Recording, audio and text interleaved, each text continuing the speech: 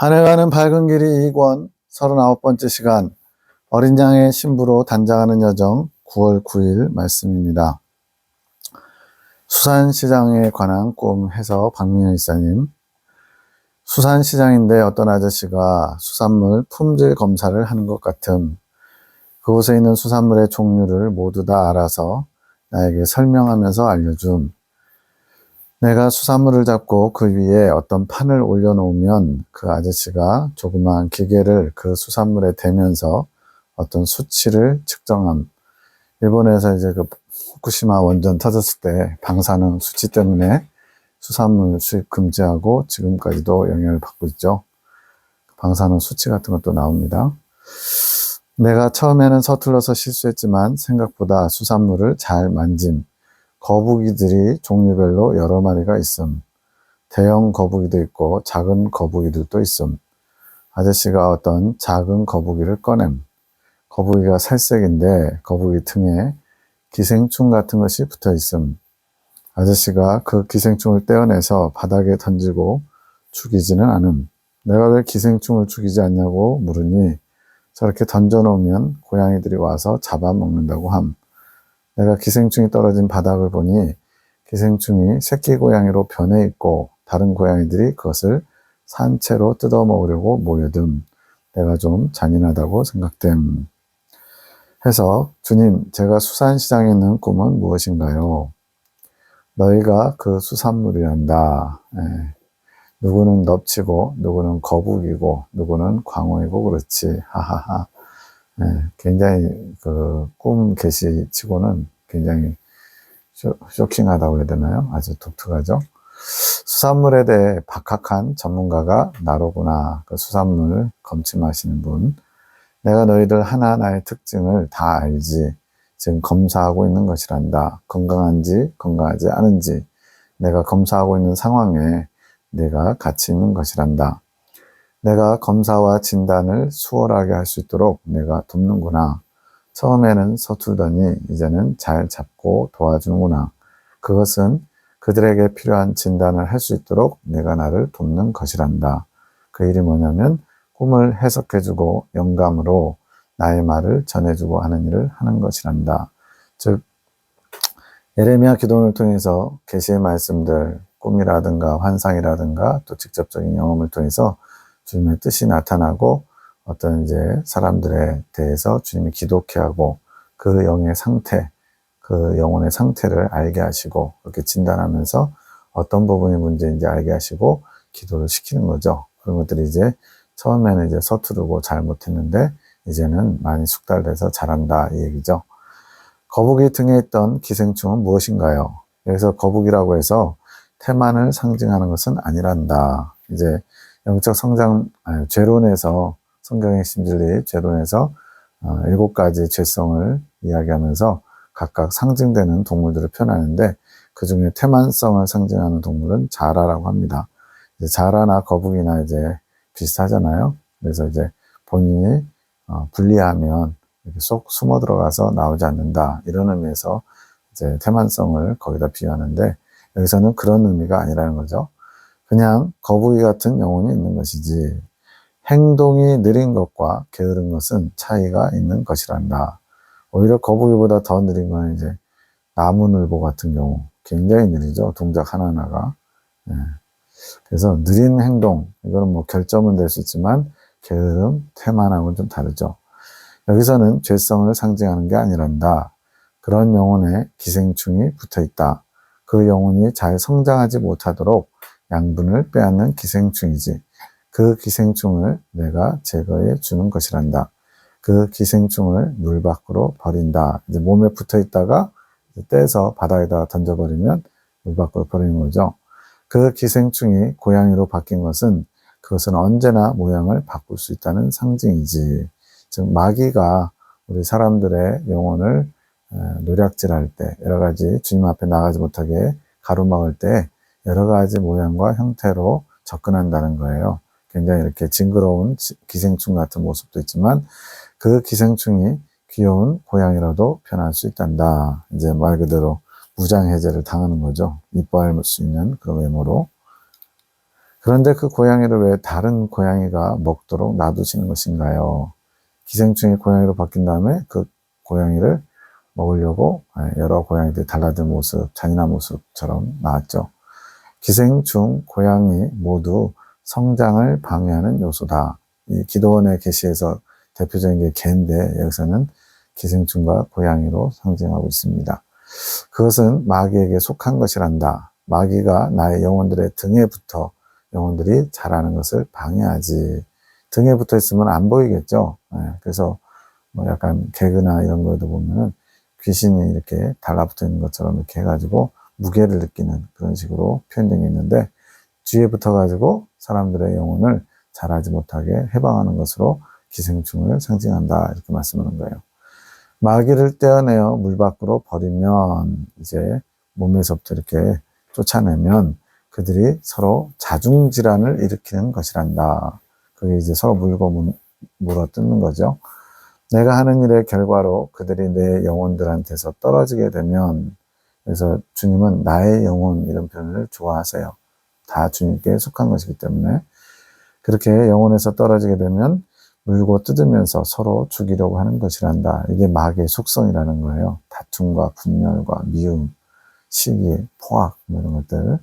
마귀란 그런 존재지. 내가 떨어뜨린 마귀를 다른 마귀가 불쌍하다고 받아들이면서 위로해 주겠느냐, 아니면 서로 비방하며 물고 뜯겠느냐.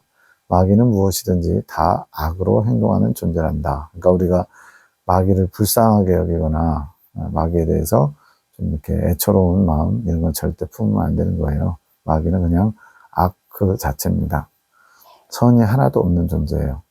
저는 왜 그것이 잔인하다고 느꼈을까요? 그들이 귀여운 고양이의 형상으로 너를 유혹한 것이지, 마음이 무장해제 당하면서 그에 대한 연민이 있는 거죠. 너희가 분별의 눈이 없으면 너희를 혼란스럽게 할 수 있는 형태로 그들은 늘 유혹한단다. 깨어있지 않으면, 영적인 분별, 자각 능력이 없으면 그렇게 유혹당해서 마귀를 마귀로 보지 못하는 거죠. 너희가 그들을 볼 수 없는 순간에는, 항상 그렇다는 게 아니고 어떤 순간에 그렇다는 거죠. 기생충처럼 등지에 붙어서 보이지 않음, 그렇게 있지만 그것이 시야에 들어오는 순간에는 이제 너희를 유혹하려는 형태로 나타나게 되는 것이란다. 마귀는 이렇게 보이지 않을 때는 기생충처럼, 눈에 띄거나 보일 때, 또 마귀의 역사인 게 알아질 때는 마음의 어떤 무장을 해제하는 그런 고양이 모습으로 다가온다는 거죠. 마귀는 속이는 자니라. 이제 환상입니다. 에녹자매가 해석합니다. 한적한 길에 담장이 있고 그 아래 발판에 하트가 그려져 있음. 2번을 반복해서 보는데, 이거는 이제 강군사님의 환상이에요.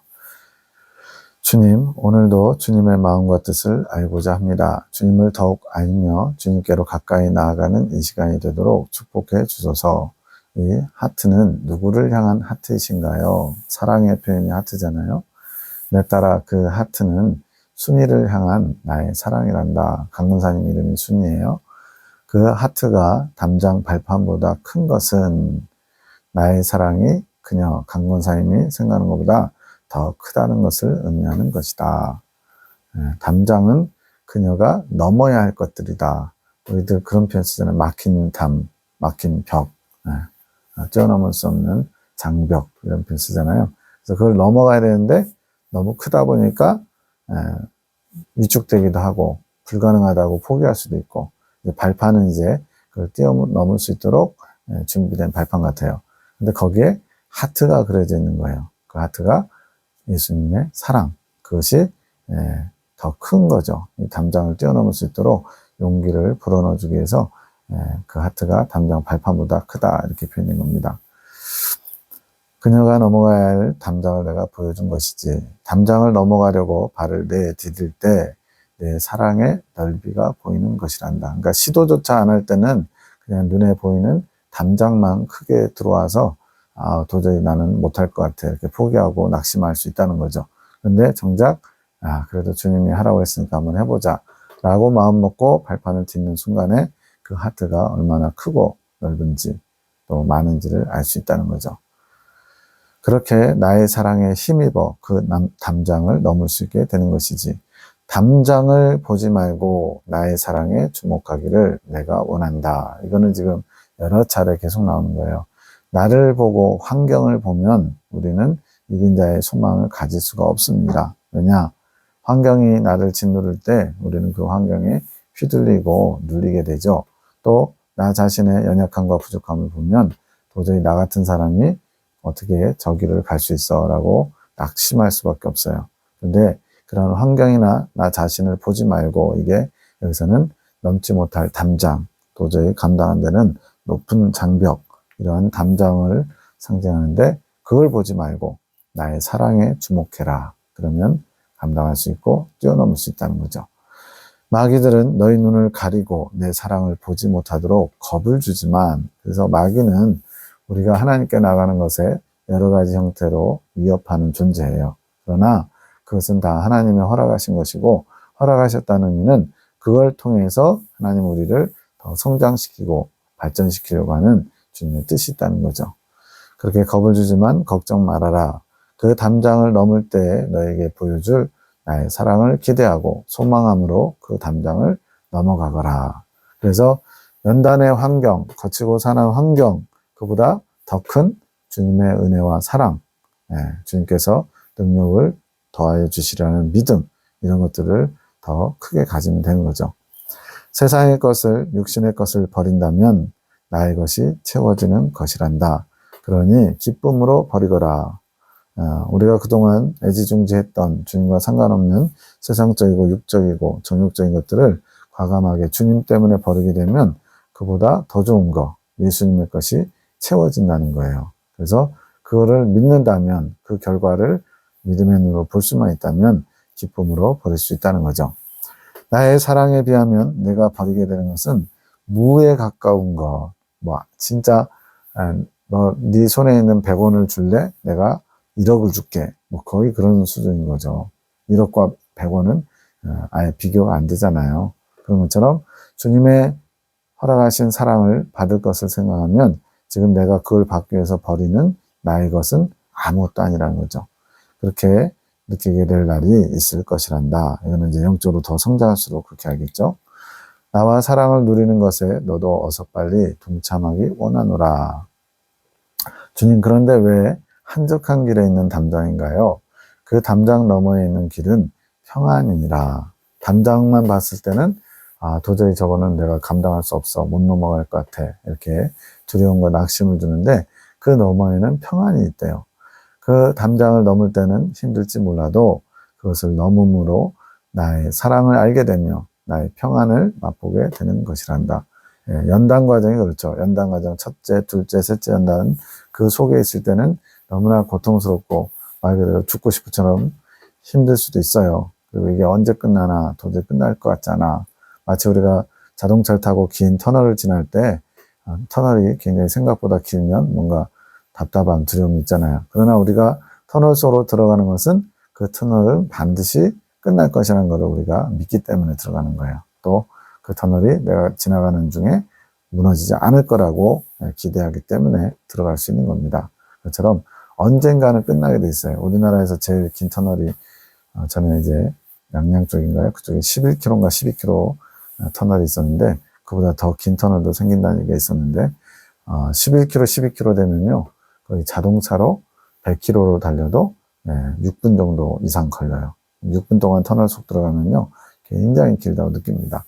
그렇지만 반드시 끝난다는 거, 그걸 우리가 믿고 있고 알고 있기 때문에 그것을 통과할 수 있는 거예요. 이 평안은 육신의 안락함, 만족함이 아닌 나로부터 흘러나오는 평안이라. 나는 평강의 왕이라. 그래서 주님으로부터 오는 평강을 맛보면 세상의 것은 이제 내려놓을 수 있는, 놔버릴 수 있는 그런 용기가 생기겠죠. 주님, 그런데 왜 2번이나 같은 것을 보여주신 건가요? 그녀에게 나의 사랑에 대한 확증을 위해 내가 2번 보여준 것이란다. 3번이라는 표현도 나오고 2번이라는 표현도 나오잖아요. 성경에도 주님께서 2번, 3번 반복하면 반드시 이루어질 것이다 라고 하시는 거예요. 그래서 진실로 진실로 너희에게 이르노니, 이 표현은 반드시 이루어진다는 겁니다. 우리 순이는 확증을 좋아하지, 뭔가 이렇게 확실한 뭔가 증거가 보이는 걸 좋아한대요. 근데 사람들 다 그렇죠. 내 딸아, 이제는 두려움과 걱정으로 나에게 나오지 말고 나의 사랑을 기대하는 마음으로 나오기 원한다. 나를 더욱 소망하는 내 딸이 되기를 내가 원하노라. 또 다른 환상입니다. 독수리가 한쪽 측면만 보이는 거죠. 독수리는 뭔가요? 순이가 나를 향한 마음이 준비되면 독수리가 날개치듯 나를 향해 날아오게 될 것이란다. 그래서 이제 송 원장님에 대한 그 환상도 보면 독수리가 나올 때가 여러 번 있고요. 또 암사자로 나올 때도 있고요. 용맹스럽게 또 아주 독수리가 날개친 것처럼 힘차게 주님께 날아오른다, 이런 환상이 많이 보였어요. 아직은 나를 향한 사랑을 발견하지 못했노라. 알게 해줘도 본인의 생각이 그것을 못 받아들인 것이, 주님께서 예수님을 향한 사랑을 온전히 취할 수 있도록 길을 열어주셨는데 아직 발견 못했대요. 본인의 사상으로 인해 나에게 자유하게 나오지 못하는 것이란다. 그래서 본인의 사상이라는 것은 그만큼 주님께 나아가는 것, 또 높이 성장하는 것에 대한 소망이 그렇게 많지 않다는 거죠. 나 같은 게 무슨, 이런 얘기죠. 그래서 이긴 자에 대한 소망을 갖는다는 게 연단이나 어떤 고통, 이런 것들에 너무 많이 눌리다 보면 이제 대부분 다 포기하게 돼 있어요. 연단은 너무 힘든 거, 아무나 이긴 자 되나, 이런 식으로 포기하죠. 그런 것들이 본인의 사상이라는 거예요. 그렇게 되면 독수리가 되어도 사슬에 묶여 나에게 비상하지 못하게 되는 것이란다. 사슬에 묶여있는 독수리는 뭐 어떻게 해요? 아무 쓸모가 없죠. 날 수가 없는데. 그러니 내가 먼저 사상을 깨뜨리기 원했노라. 이제 그의 마음이 준비되었으니 내가 그 옥새 사상을 깨뜨려 갈 것이니라. 내 딸아, 그 옥새를 깨뜨린 것을 힘들다고 생각하지 마라. 그것은 너를 빠르게 비상하도록 자유케 하기 위한 내 사랑의 방법이니라. 사상을 깨뜨리는 거, 이것도 사실은 인류 역사에 보면 수많은 그런 사상, 가치관, 또 종교관, 이런 것들이 목숨까지 내놓게 하는 엄청난 일들이 많아요. 그것은 그만큼 이런 우리의 정신을 지배한다는 게 얼마나 큰 것을 차지하는지 알 수가 있죠.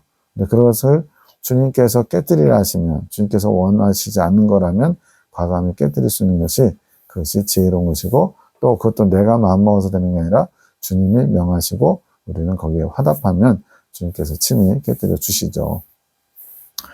그러니 주어진 환경을 바라보지 말고 나만을 바라보거라. 너의 사상을 하나하나 깨뜨려 나갈 때 독수리를 생각하여라. 보여준 독수리를 기억하면서 그 독수리가 날개치며 힘차게 날아오르는 그 모습으로 내게 나오라는 거죠.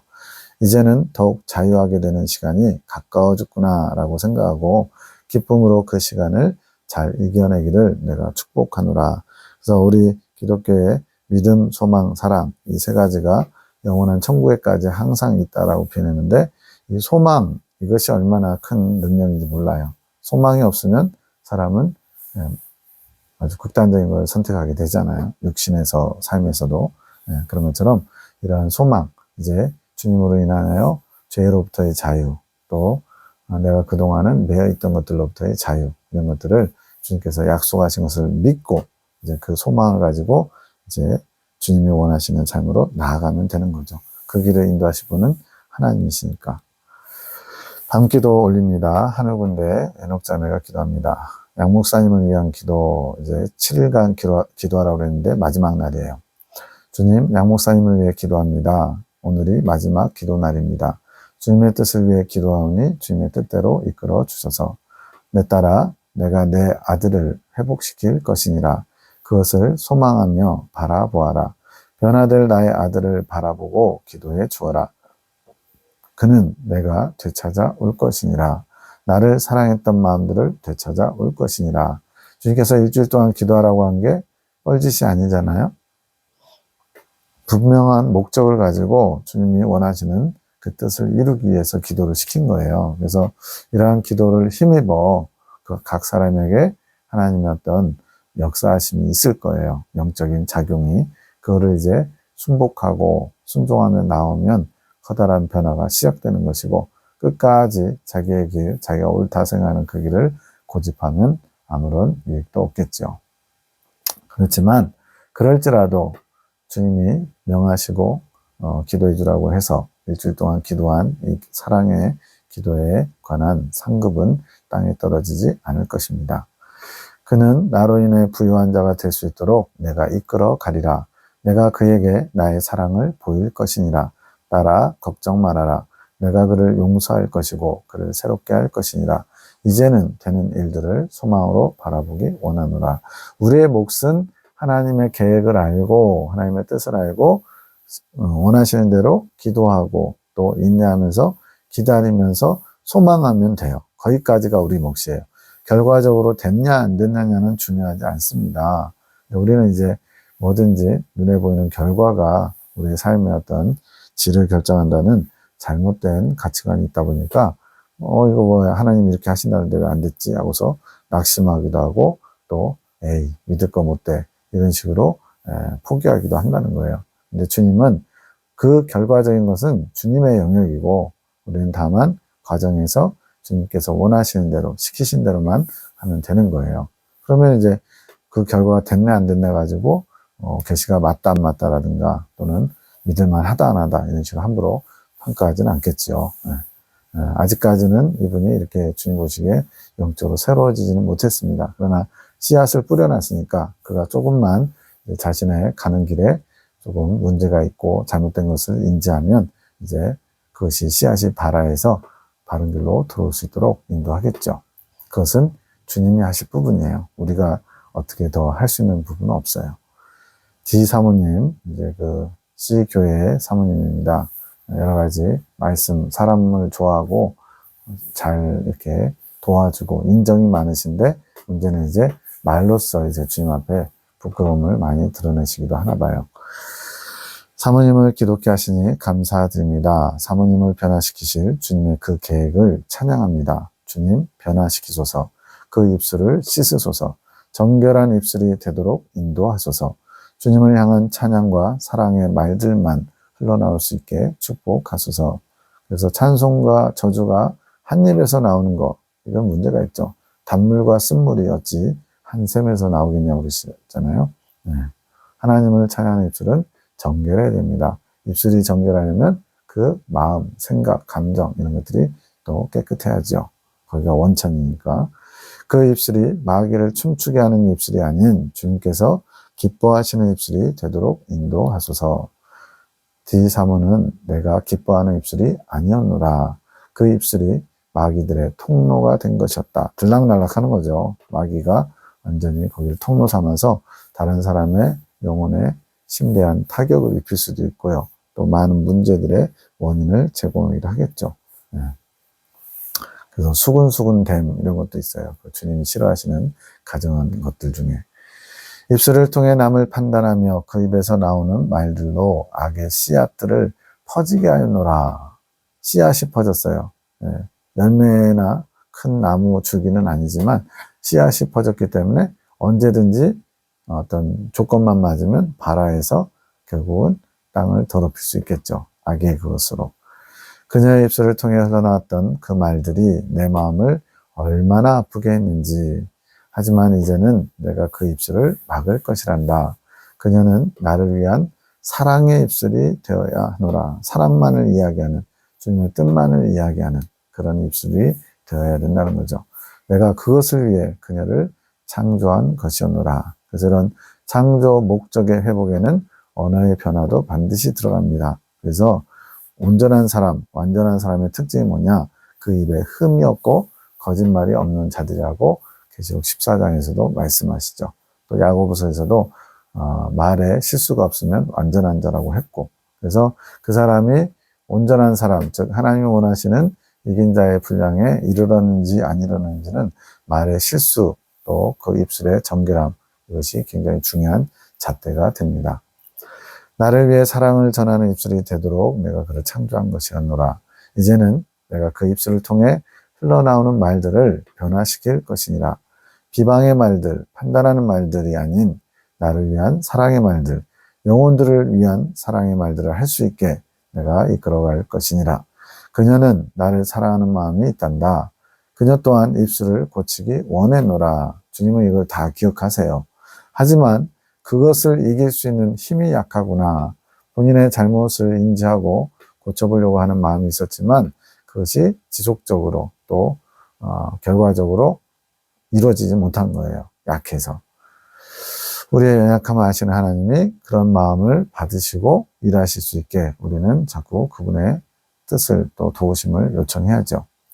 내가 그의 기도를 들었고 그의 마음을 보았기에 너희에게 기도를 시키는 것이란다. 그녀는 내가 사랑하는 자란다.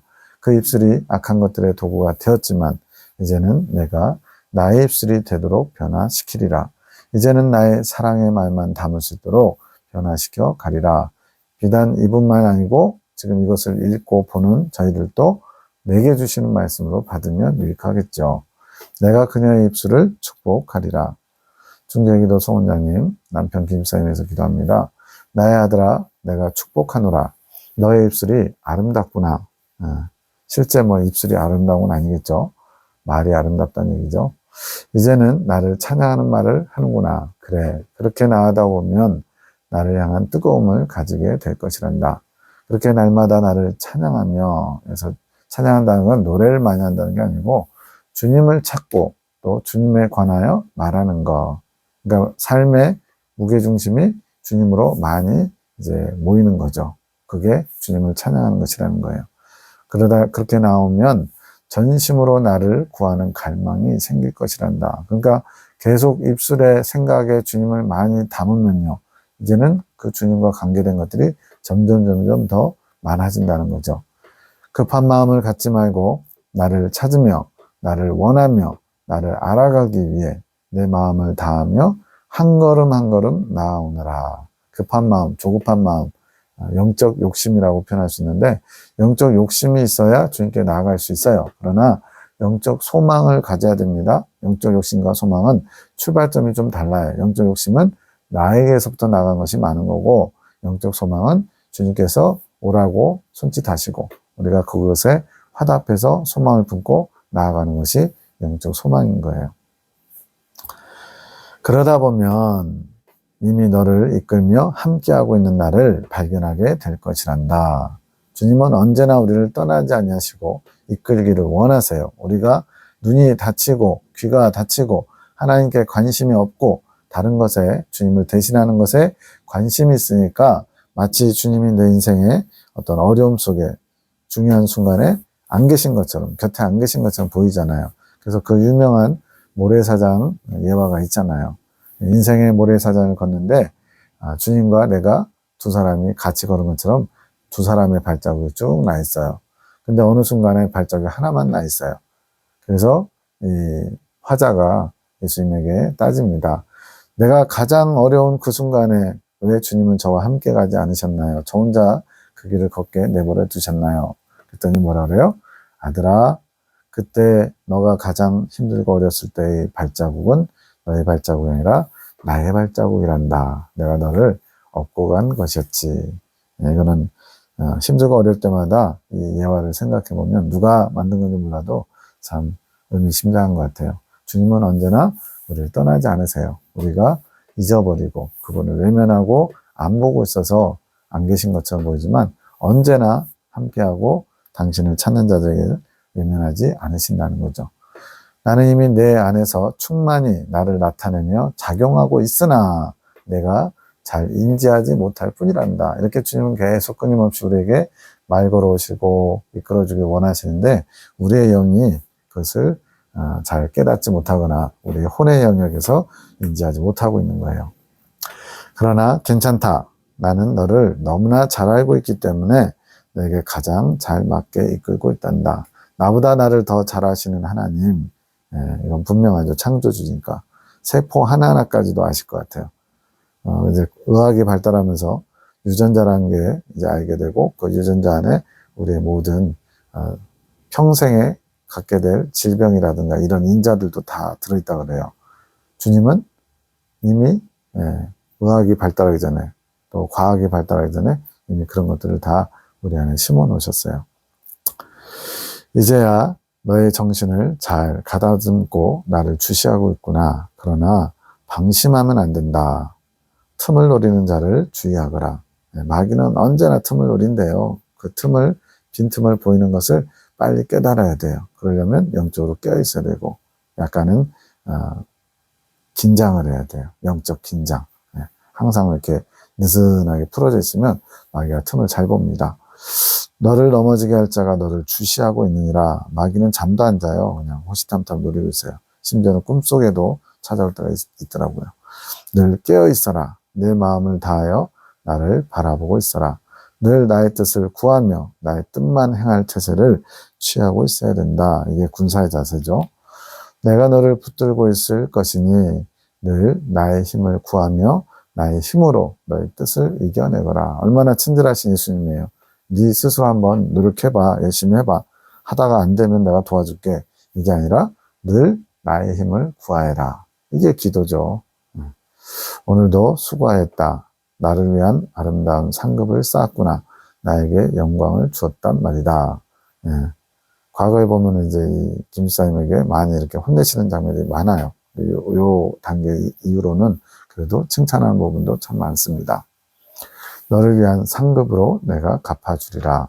이제 또 다른 분, 다른 집사님 한 분, 지금 예레미야 기도원에서 같이 예배하시는 분이 있는데, 이분도 참 여러 가지 재정적으로 또 마음도 여러 가지 어려워가지고 계속 오랫동안 방황하시던 분이에요. 나의 아들 지 집사님, 나의 기업, 너의 기업에, 여기서는 한라산 석축 김홍식 집사님을 얘기하는 겁니다. 경영자로서 주님께서 맡겨주신 거, 주인은 주님이죠. 그가 너의 기업에 한마음 한뜻으로 충성하게 될 것이란다. 아직은 거기에 합류하지는 않은 것 같아요. 나중에는 그 석축 일에 같이 할 수도 있을 것 같아요.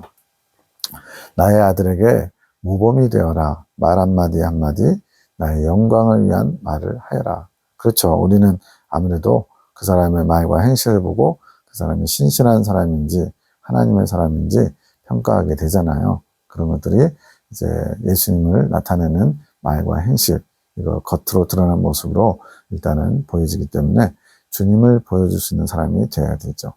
그것이 나에게 영광이요 그에게 큰 모범이 되는 것이니라. 나의 영광이 될 자로 내가 너를 세우리라.